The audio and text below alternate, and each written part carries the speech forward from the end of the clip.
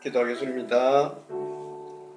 놀라운 주님께서 말씀을 내려주실 시간입니다. 오늘은 사순절 셋째 주일입니다. 우리를 위해서 이 땅에 오신 주님께서는 항상 우리가 신실하신 주님에 대한 믿음을 잃지 않기를 원하십니다. 믿음대로 바르게 살아가기를 원하십니다. 삶이 어렵고 모든 여건이 힘들지라도 그 가운데서도 주님으로부터 전하여 받은 대로 바른 삶, 의로운 삶을 살아갈 수 있게 되기를 원합니다. 그리하여 다른 사람에게 본이 되게 하시고 그것으로 인하여 다른 사람도 바른 삶, 거룩한 삶을 살아가게 하시고 그로 인하여 또 한 사람의 그리스도인이 태어나게 하옵소서. 많은 사람을 옳은 대로 이끌어가는 별과 같이 반짝반짝 빛나는 성도가 되게 하겠다는 결심을 하게 되는 귀한 시간이 되게 하옵소서. 우리 주 예수 그리스도의 이름으로 기도를 드립니다. 아멘. 오늘 말씀은 데살로니가 후서 3장 6절부터 15절까지 말씀을 얘기할 건데 본을 보이라 이런 말씀으로 말씀드리겠습니다. 같이 한번 읽어보겠습니다. 같이 읽겠습니다. 형제들아 우리 주 예수 그리스도의 이름으로 너희를 명하노니 게으르게 행하고 우리에게서 받은 전통대로 행하지 아니하는 모든 형제에게서 떠나라. 어떻게 우리를 본받아야 할지를 너희가 스스로 아나니 우리가 너희 가운데서 무질서하게 행하지 아니하며 누구에게든지 음식을 값없이 먹지 않고 오직 수고하고 일해서 주야로 일함은 너희 아무에게도 폐를 끼치지 아니하려 함이니 우리에게 권리가 없는 것이 아니요 오직 스스로 너희에게 본을 보여 우리를 본받게 하려 함이니라. 우리가 너희와 함께 있을 때에도 너희에게 명하기를 누구든지 일하기 싫어하거든 먹지도 말게 하라 하였더니 우리가 들은즉 너희 가운데 게으르게 행하여 도무지 일하지 아니하고 일을 만들기만 하는 자들이 있다 하니 이런 자들에게 우리가 명하고 주 예수 그리스도 안에서 권하기를 조용히 일하여 자기 양식을 먹으라 하노라. 형제들아 너희는 선을 행하다가 낙심하지 말라. 누가 이 편지에 한 우리 말을 순종하지 아니하거든 그 사람을 지목하여 사귀지 말고 그러하여금 부끄럽게 하라. 그러나 원수와 같이 생각하지 말고 형제같이 권면하라. 아멘. 이 말씀은 데살로니가 후서 마지막 장에 나와 있는 얘기입니다. 그러니까 이제 데살로니가를 오늘로서 끝을 낼 거예요. 끝을 내는데 제일 마지막에 이제 했던 얘기인데 여기 보시면 아까 읽으시면서 빨간 줄을 쳐놨기 때문에 알 건데 명령어가 상당히 많아요. 빨간 줄 보시면은 우리에게서 받은 전통대로 행하지 아니하는 모든 형제에게서 떠나라 이렇게 합니다. 떠나라 이렇게요. 자, 그 다음에 너희에게 본을 보려 우리를 본받게 하려 함이니라. 이건 조금 일하기 싫어하거든 먹지도 말게 하라. 조금 과격하죠. 우리가 들은즉 너희 가운데 게으르게 행하여 도무지 일하지 아니하고 일을 만들기만 하는 자들도 있다 하는 걸 들었다. 조용히 일하여서 자기 양식을 먹으라. 이래라 말입니다.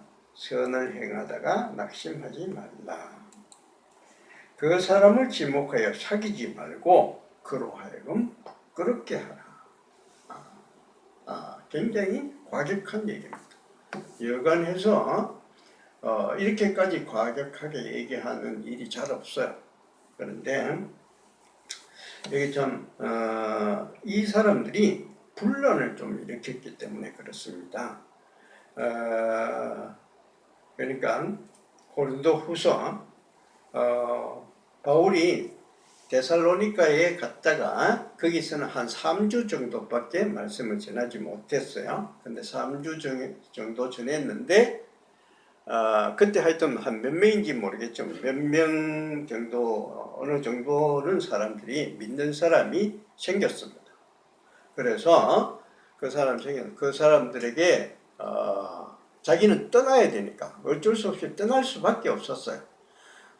그래서 떠나야 되니까 그 사람들 중에 일부 사람들한테 너희들이 좀 책임을 지고 이들 좀 해라. 맡아서 목회를 좀 해라. 이렇게 맡겨놓고 자기들은 떠나버렸습니다. 떠나버렸는데 그리고 난 뒤에 어디로 갔느냐? 고린도로 갔습니다.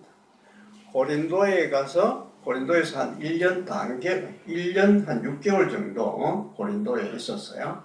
근데 그 사이에 고린도에 가 있던 한 1년 6개월 사이에 언제쯤 고린도에서 이 데살로니가 전서, 데살로니가 후서를 썼습니다. 그런데 보니까 어떤 사람이 바울이 전해준 그 마지막 날에 대한 얘기를 듣고 마지막 날 이런 일이 있을 것이다. 예수가 오는데 뭐 부활도 있고 하지만 그 밑에 환란도 있고 끝에 가면 사람들이 전부 다 들려 올라가고 남은 사람은 심판을 받고 뭐 이런 얘기를 들었으니까 그것을 듣고는 겁이 났어요. 겁이 났습니다. 이거 굉장하구나. 겁이 나서 제대로 겁이 너무 나니까 제대로 일을 못하고 이거 뭐 벌벌벌벌 떨고 있는 거예요. 그래서 일도 못하고 곧 예수님이 오실 텐데 뭐 내가 지금 일하겠나 이런 생각을 가지고 있었습니다. 근데 이 사람들이 영향력이 얼마나 큰가 하면은 요 데살로니가 후서 3장 11절에 그런 얘기가 있는데 오히려 이런 사람들이 일을 만든다 그렇게 하는 얘기를 했었고 이게 이제 3장 11절에 대한 해석인데요. 그 주보에도 있으니까 같이 한번 읽어보겠습니다. 이렇게 해요. 직무에 태만한 군인과 게으른 도제는 생산적 노동에 바쳤어야 할 모든 시간이 정확히 무엇을 했을까? 우리 생각 같아서는 시원한 음료수를 들고 해변에 들어 누워 햇볕이나 쬐면서 주님이 데려가 주시기만 기다리고 있을 법하다. 천만의 말이다. 오히려 그들은 일을 만들기만 했다. 이 말에 해당하는 헬라어 원어는 남의 일에 참견하는 참견꾼을 뜻한다. 오지랖 늦게 집집마다 돌아다니며 말파리처럼 독한 뒷말을 늘어놓는 사람을 떠올리면 된다. 그들은 지파리가 똥에 꼬이듯 흠담에 혹하며 이를 누설합시고 가는 곳마다 퍼뜨린다. 그리하여 자신의 보물로 교회를 신속히 오염시킨다. 이렇게 해설을 했어요. 사람들, 네? 그러니까 이 사람 부활이 있다, 심판이 있다 이러니까 어이구 겁이 나서 일도 못하고 자기 하던 일도 하지 않고 그냥 가만히 있는 거예요. 그런데 가만히 있으면 그나마도 다행인데 가만히 있는 게 아니라 자꾸 다른 사람한테 가서 말을 퍼뜨려요. 곧 세상에 종말이 온다는데 뭐 지금 일하면 뭐하냐. 이 사람한테 얘기하고 저 사람한테 가서 얘기하고 자꾸 불안감을 조성시키는 겁니다. 이런 사람은 그래도 영향력이 좀 적은 사람이라고 할 수 있죠. 그렇지만 영향력이 큰 사람이면은 이게 더 큰 문제를 일으킵니다. 얼마 전에 이재명 씨의 비서실장인 사람이 자살을 했어요. 그러니까 제가 그날 이런 뉴스를 봤는데 다음이고 네이버고 정치 뉴스 판에 전부 다 그 얘기만 나오고 다른 얘기는 없어요. 계속해서 여당은 여당대로 저 사람이 5명이나 죽었는데 이거 이재명이가 나와서 이거 해설을 해야 된다. 뭔가 얘기를 해야 된다. 이렇게 하고 야당은 야당대로 이 사법이 너무 심하게 하니까 사람을 이렇게 죽이는 거다. 막 이렇게 시끄러워. 그 얘기만 하는 거예요. 고전에는 어떤 얘기가 있었는가 하면 정순신이 아들이 뭐 이렇게 해서 서울대학교 간이었더니 뭐 학교 폭력이었더니 이런 얘기가 잔뜩 있었습니다. 그런데 이 큰 얘기가 나오니까 그건 쑥 들어가고 이재명 씨 비서실장 죽은 사건이 계속 나옵니다. 사람들에게 엄청난 영향력을 끼쳤습니다. 이게 큰 거예요. 유명한 사람이 이렇게 되면 큰 겁니다. 근데 바울이 봤을 때 이 사람들 뭐 무서워 우리 일하면 뭐해 하면서 이렇게 자꾸 일을 퍼뜨리는 사람들 보니까 이 사람들 그대로 둬서는 안 되겠다. 그렇게 해서 데살로니가 후서를 썼습니다.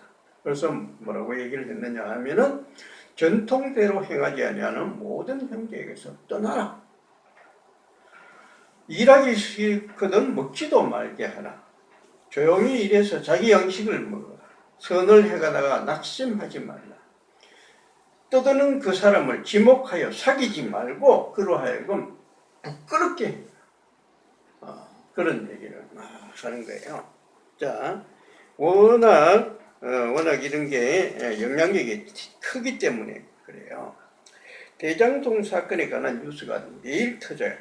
사건에 관해서 죽은 사람도 5명이나 되고 그 사건에 관해서 말이 나올 때마다 몇십억, 몇백억, 막 천문학적인 돈이 왔다 갔다 해요. 그 돈이 어디서 나와서 누가 결제를 해서 어떻게 됐는지 그거는 우리 모르죠. 알 수가 없죠. 아직까지는 알 수가 없는데 분명한 거는 뭔가 출처가 분명하지 못한 어마어마한 돈이 어디에선가 나왔다가 어디인가로 흘러갔다 하는 것. 그것까지는 맞는 것 같아요. 자, 이런 얘기를 들으면은 사람들이 힘이 빠져요. 한 달에 죽으라고 열심히 일을 해도 한 달에 한 200만 원, 300만 원 이 정도 받을까 말까 하는 사람 이런 얘기 들으면은 일할 생각이 나겠습니까? 어느 누구는 막 한 번 하는데 막 몇백억을 들었다 놨다 하는데 자기는 죽으라고 일해도 200만 원밖에 못 받는다. 영향이 크죠. 자, 이 사건이 나쁜 것도 악하지만 이게 참 좋지 않은 사건이라 하는 이것도 악하지만 정작으로 더 나쁜 건 뭔가 하면은 이것이 이 사회를 더 혼란스럽게 만들고 사람들로 하여금 일을 하고자 하는 의지를 빼앗아가는 거예요. 이게 가장 나빠요. 그래서 바울이 강하게 명령하는 겁니다. 그래서 바울이 이거 그대로 놔뒀다가는 이 사람들이 이 조금 몇 명 안 되는 이 사람들로 인해서 우리 교회 데살로니가 교회 전체가 물들겠다. 그래서 떠나라고. 그 사람들 떠나라. 먹지도 마. 일하는 사람 먹지도 말게 해라. 조용히 일해서 자기 양식을 먹어라. 그 사람들 그렇게 떠드는 사람 사귀지도 말고 부끄럽게 해라. 그렇게. 자, 그러면은 바울이 여기에 대해서 해결책을 내놨어요. 제일 먼저 뭐라고 하는가 하면은 이렇게 얘기합니다. 믿음을 가져라. 이렇게 얘기해요. 믿음을 가져라. 믿음을 가져라. 어떤 얘기에서 그게 나온가 하면은 이런 얘기입니다. 우리에게서 받은 전통대로 행하지 아니하는 모든 형제에게서 떠나라. 우리에게서 받은 우리가 누구예요? 바울입니다. 바울에게서 받은 정통대로 행하지 않은 모든 사람에게 떠나라. 그러니까 바울이 전하여 준 전통이라는 게 뭐냐? 뭘 얘기하는 거야? 예수를 믿으라는 거야. 예수를 믿어. 예수에 대한 믿음을 가지고 살아가라는 얘기입니다. 근데 예수는 어떤 사람이냐? 예수를 믿는다. 예수는 어떤 사람이냐? 신실하신 분입니다. 예수를 믿는다 할 때 헬라어에 믿는다 할 때 믿는다 하는 동사가 피스티스예요. 피스티스인데 이 피스티스는 여기 믿음을 가지라. 예수를 믿으라 할 때 이게 피스티스입니다. 근데 이 피스티스라는 말은 또 똑같은 단어가 무슨 뜻을 가지고 있는가 하면은 신실한 이런 형용사가 되기도 해요. 예수를 어떤 분인데 믿으라. 신실하기 때문에 믿으라. 변함없습니다. 처음과 끝이 다르지 않습니다. 그분은 처음부터 우리와 함께 하시고 우리를 위해서 이 땅에 오셨고 우리를 위해서 자기의 목숨을 내놓으십니다. 그분은 항상 우리한테 계시고 우리와 함께 하시면서 항상 나를 선한 곳으로 인도하십니다. 세상에 어떤 환난이 와도 그분이 나와 함께 하시면서 나를 모든 환난으로부터 지켜주십니다. 그분만큼 안전한 곳이 없어요. 이런 신실한 분을 믿으라는 겁니다. 오늘 우리 조소명도 회사에 갔다고 하는데 이게 참 험난한 시대죠. 험난한 시대죠. 내가 그냥 있어서는 이 신앙을 지키기가 참 어려운 시대. 주일날 회사에 나가지 않으면 안 될 그런 상황이 있었지 않겠어요? 자, 이런 험난한 시대를 살아가는 우리들에게 주님께서 가장 먼저 명령하시는 것이 주님을 믿고 두려워하지 말라는 겁니다. 우리에게서 받은 정통대로 행하지 아니하는 자는 신실하신 예수 그리스도를 믿지 못하여 두려워서 떠는 자들이에요. 두려워서 아무것도 하지 못하고 오히려 이 집 저 집 다니면서 불안만 조장하고 있는 사람들입니다. 이런 사람을 지목해서 저 사람들은 사귀지도 말고 부끄럽게 하고 이렇게 심한 말을 하는 거예요. 그래서 바울이 이 사람들 얼마나 저 문제를 만들어내는 사람들, 이 사람을 경계했는가 하는 것을 볼 수가 있어요. 그 다음에 믿음을 가지고 그만 믿음을 가지고 있으면 되는 건가? 그렇지 않습니다. 믿음을 가지고 다음에 해야 될 일은 뭐냐? 믿음을 가지고 일을 해야 돼요. 일을 해요. 우리는 믿는 사람, 믿음을 가지고 있는 사람들의 특징이 뭔가 하면 자기 삶에 충실한 거예요. 자기 삶을 열심히 살아가는 사람들이 믿는 사람들의 특징입니다. 요즘 말이죠. 갑자기 왜 어디서 이렇게 나오는지 모르겠는데 정명석 사건을 많이 보도하고 있어요. 기독교의 하나의 이단인데 이런 정명석 사건을 뭐 여러 가지 다음도 그렇고 네이버도 그렇고 막 이게 띄우더라고요. 왜 그런지 모르겠어요. 근데 또 넷플릭스에서는 나는 신이다 하는 그런 영화가 있어요. 영화인지 뭐 다큐인지 모르겠는데 그런데 이걸 또 열심히 얘기하더라고요. 이게 무슨 조화인가 난 잘 모르겠는데 나도 뭐 한번 보기는 봐야 되겠어요. 아직 보지는 못했는데 근데 제가 뻔할 것 같아서 안 봤는데 정명석이 JMS라고 하는데 이 사람들 이단이죠. 이단들이 포섭을 하려고 하는 그 타켓이 어떤 사람인가 하면 일을 하지 않는 사람들. 주위로 돌아가면서 주위로 돌면서 불평불만이나 하고 막 툭툭거리는 사람들. 옛날에 다미선교회라고 있었는데 그 사람들이 곧 예수의 재림이 온다 그러면서 막 전부 다 산으로 올라가고 그랬습니다. 그 사람들 대부분이 직업이 없는 사람들이었어요. 일을 하지 않는 사람들이었습니다. 이단들이 포섭하려고 하는 사람들, 그 사람들에게 포섭되는 사람들, 전부 다 이런 사람들이에요. 일을 하지 않는 사람들. 사자가 얼룩말을 이렇게 사냥할 때 어떤 말을 그 대상으로 타켓을 잡고 탁 가는가 하면은 중간에 막 물이 지어서 한복판에 들어있는 그런 얼룩말을 타켓으로 삼지 않습니다. 어떤 말을 타켓으로 삼느냐. 사자도 그 중에 한 마리나 잡을 수 있지 그 다 잡을 수 없거든. 어떤 말을 사용하냐. 변두리에서 삘삘거리면서 무리에서 이탈해 있는 그런 얼룩말들. 그것을 타켓으로 삼습니다. 그것을 잡아. 이단들이 포섭을 하려고 하는 사람들, 이단들의 타켓이 되는 사람들, 일을 하지 않는 사람들입니다. 바른 믿음을 가지고 계시는 분의 특징은 자기에게 주어진 일을 열심히 하는 사람들이에요. 그래서 바울은 열심히 일을 해야 한다는 뜻으로 일하지 아니하는 자는 먹지도 말게 하라 하는 그런 얘기를 했어요. 바울은 그냥 말만 그렇게 한 게 아닙니다. 자기가 본을 보였어요. 바울이 자기는 말씀만 전하고 그 사람들에게 뭘 받아서 먹고 그걸로 생활한 게 아닙니다. 충분히 그럴 수 있어요.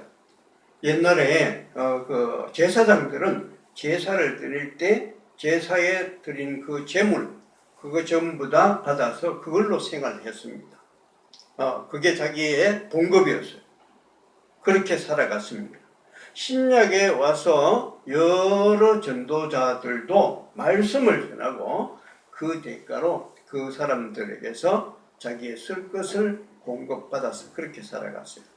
근데 바울은 그렇게 하지 않았습니다. 스스로 일을 했어요. 스스로 해서 자기가 자기 할 일을 한 거예요. 자, 여기 보십시오. 누구에게서든지 음식을 값없이 먹지 않고, 바울이 그렇게 했다는 거 그래요. 오직 수고하고 애써 주야로 일하면 너희 아무에게도 폐를 끼치지 아니하려 함이니 우리에게 권리가 없는 것이 아니요 오직 스스로 너희에게 본을 보여 우리를 본받게 하려 함이니라. 이렇게 자기가 얼마든지 자기도 그런 권리가 있었어요. 말씀을 전했으니까 그 대가로 뭔가 받아서 그걸로 살아갈 수도 있었지만 바울은 그렇게 하지 않았다. 왜 그러냐? 하나님을 믿는 사람, 하나님의 믿음을 충만히 갖고 있는 사람은 전부 다 열심히 일하는 사람이라는 것을 보여주려고 그렇게 했습니다. 고위공직자들만 영향력이 크게 미치는 거 아니에요. 어려운 가운데서도 믿음을 가지고 꿋하게 살아가는 자의 삶은 모든 지치고 힘든 사람을 일으켜 세우게 하는 힘을 줍니다. 그 힘이 세상을 맑게 하고 그런 사람의 삶이 믿음 없는 사람에게 믿음을 주고 말씀을 전하게 하여 또 한 사람의 그리스도인을 만들어내게 됩니다. 다니엘이라는 사람이 있었어요.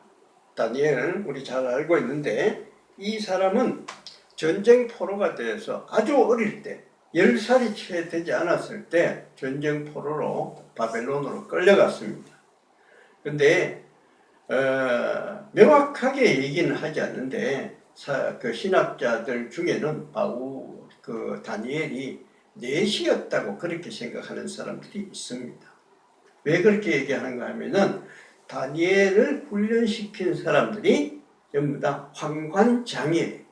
환관이 내시거든요. 내시의 장입니다. 내시의 장이 훈련을 시켰으니까 아마 이 사람 내시였을 거다. 그리고 그 전에 이사야 선지자가 예언을 했습니다. 히스기야 임금한테 네 아들들 중 일부는 몇 명은 바벨론으로 끌려가서 내시가 될 것이다. 이렇게 예언까지 한 적이 있습니다. 그래서 내시가 되었을 거다. 그렇게 얘기를 하는데 뭐 확실히 확인을 할 수가 없지만 충분히 가능성이 있는 것이에요. 그런데 이런 사람 4시가 되었는데도 그는 끝까지 하나님을 믿었습니다. 신실하신 하나님 믿고서 자기 일을 열심히 했습니다. 그래서 어떻게 했냐? 나중에 바벨론의 느부갓네살 왕한테 신임을 받아서 거기에서 고위 관료가 됐습니다. 그리고 나중에 이 바벨론이 망했어요. 바벨론이 망하고 그 다음에 뭐가 올라옵니까? 페르시아가 올라오죠. 페르시아에서도 이 다니엘은 일을 열심히 했기 때문에 거기에서도 수상을 했습니다. 정말 어려운 환경이었었는데 그거 다 감안을 하고서 그 가운데서도 하나님을 믿고 자기 일을 열심히 하니까 그 나라의 수상까지 되고, 그리고 히브리 사람들이, 이스라엘 사람들이 70년 동안 바벨론에 잡혀 있다가 70년 후에 이스라엘로 돌아갔어요. 그때까지 이 히브리 사람들이 누구를 보고 힘을 얻어서 그 일을 열심히 그렇게 꿋꿋하게 살아갈 수 있었느냐? 다니엘이라는 사람입니다.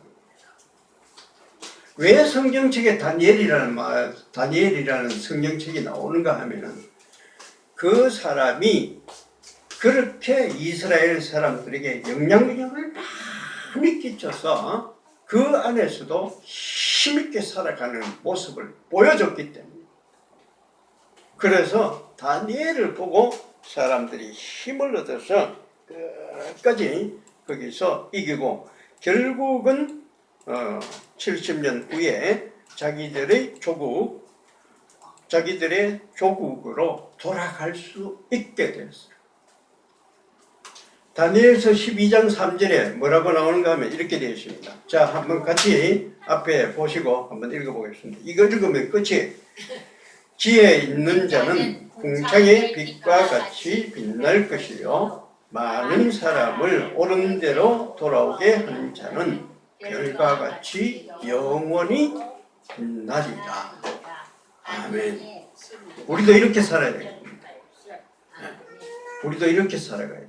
내가 어려운 가운데서도 어느 것에서 하나님을 믿고서 열심히 내 앞에 주어진 삶을 살아가면 내가 그렇게 열심히 살아가는 모습을 보고 누군가가 보고 내 삶을 보고서 그 사람도 그렇게 살아갈 것이고 그 사람도 결국은 우리를 보고 믿는 사람들이 되게 되리라 믿습니다. 우리 그렇게 살아가도록 하십시다. 아멘. 우리 다 같이 일어서서 찬송가 440장 찬송 같이 부르겠습니다.